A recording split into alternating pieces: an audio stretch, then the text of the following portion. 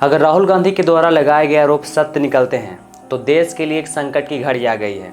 देश में बैठा सरकार अगर इलेक्शन कमीशन को खरीद ले और अपने अनुसार सरकार बना ले तो जनता के द्वारा दिए हुए वोट का क्या मतलब रह गया। इससे बड़ा अपमान लोकतंत्र के लिए क्या हो सकता है। आप विश्वास करके वोट देते हैं और आपके वोट के साथ हेरा फेरी हो जाए तो लोकतंत्र का मतलब क्या रह गया।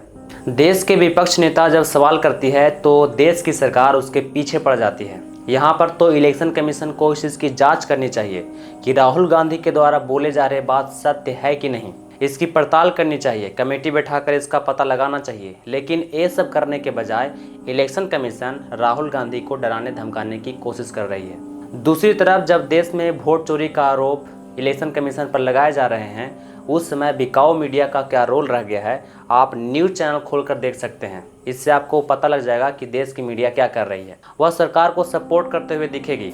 इससे क्या साबित होता है कि देश की मीडिया बिक गई है और ये अब भरोसे के लायक नहीं रही है। इस मीडिया को तो सवाल पूछना चाहिए इलेक्शन कमीशन से कि इसकी जवाब दे, राहुल गांधी के हर एक बात को गलत साबित करे, लेकिन ये सब कुछ नहीं कर रही है। इससे अच्छा तो कई सारे यूट्यूबर हैं जो बातों को बिल्कुल साफ तरीके से जनता के बीच रख देते हैं, तब जाकर इतना लोग अवेयर है। वरना इस मीडिया के चक्कर में रहे तो देश किस डायरेक्शन में जा रहा है जनता को यह भी ना पता चले। सोचने वाली बात यह है कि जब देश के विपक्ष नेता इलेक्शन कमीशन पर आरोप लगा रही है तो उसको अरेस्ट किया जा रहा है, पुलिस उसको प्रोटेस्ट नहीं करने दे रही है, तो क्या विश्वास है कि आने वाले समय में आपकी आवाज़ को नहीं दबाया जाएगा। जब देश के बड़े विपक्ष नेता को दबाया जा रहा है, उसको अरेस्ट किया जा रहा है, तो आपको क्यों नहीं। इससे साबित होता है कि इस लोकतंत्र को तानाशाही में बदला जा रहा है।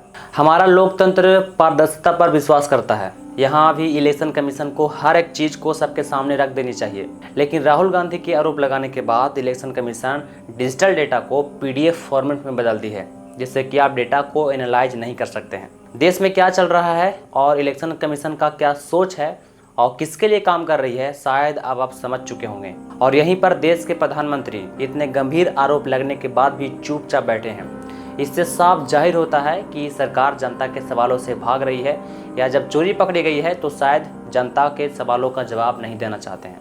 यहाँ पर राहुल गांधी के द्वारा लगाए गए आरोपों को सरकार को जांच करनी चाहिए और उसे गलत साबित करने की ज़रूरत है। सरकार ये सब नहीं करके उनके आवाज़ों को दबाने की कोशिश कर रही है। मैं किसी पार्टी को सपोर्ट नहीं कर रहा हूँ कि कौन गलत है और कौन सही है, लेकिन बात जब लोकतंत्र पे आ जाए, वोट चोरी पे आ जाए, तो ये मुद्दा सिर्फ राजनीतिक नहीं रहता है। यह आपका भी है और हमारा भी है। इसीलिए राहुल गांधी के द्वारा लगाए गए इस आरोप पे आपका क्या विचार है, आप कमेंट बॉक्स में ज़रूर बताएं।